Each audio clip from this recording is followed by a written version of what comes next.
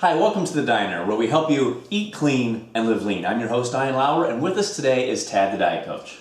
Thank you very much, Ian, for having me on the show, and thank you for the viewers for tuning in to see us.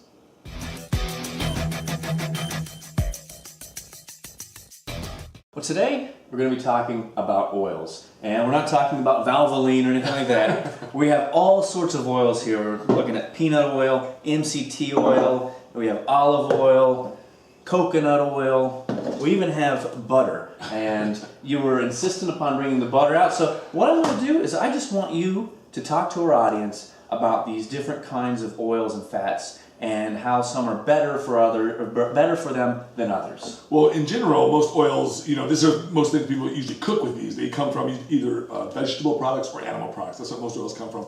So basically, there are things like peanut oil, we have olive oil, coconut oil, which is one of my favorites. This is the secret ingredient at movie theaters that makes movie theater popcorn taste good. They put coconut oil in there with butter flavoring and salt, and that's why it smells so good and why it's hard to duplicate that smell at home.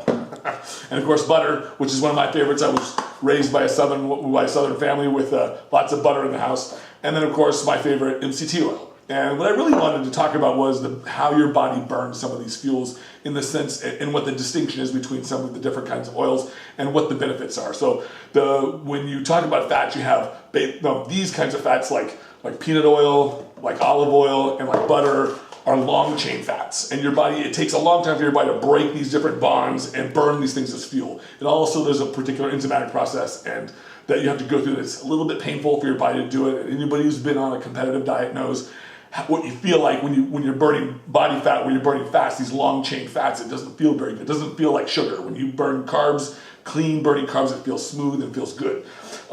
Coconut oil and MCT oil are a little bit different because coconut oil is about 75% MCTs, which is medium chain. They're medium chain triglycerides. They're medium chain fats.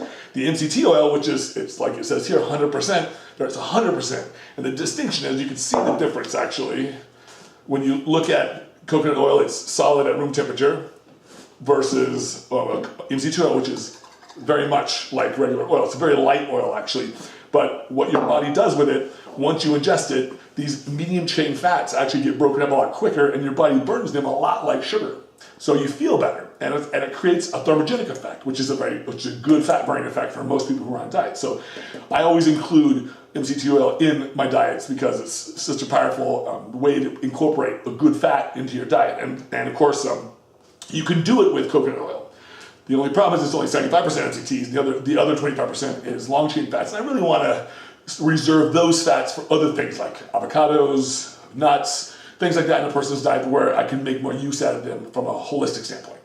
So when you look at all the vast amounts of oils out there, in my mind, if you're adding fat to your diet, this is a great way to do it. MCT oils are a great way to do it, or coconut oil is a great way to do it. You kind of want to stay away from things like butter in general for health purposes because it's a lot of saturated fat, and minimize some things like peanut oil and perhaps minimize some things like olive oil if you're cooking with a lot of it. It's healthy for you, but you don't want to overdo it because per gram, fat is very, very dense from an energy standpoint. It's about 9 calories per gram.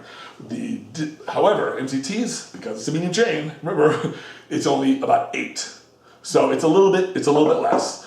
So those are the different ways in which your body utilizes these things, and you can use them to your best advantage. But we all need fats. If we don't get them, our bodies go into fat hoarding mode, and you don't burn fat as easily, and it's unhealthy.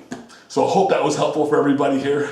Of course it was helpful. Yeah. A lot of great information there. And this is not to say that you can't use some of these other sources of fat. I mean, you said, obviously you can use them, but when it's in excess for some of the other fats, you have to be careful. Yeah, it works the same with ice cream.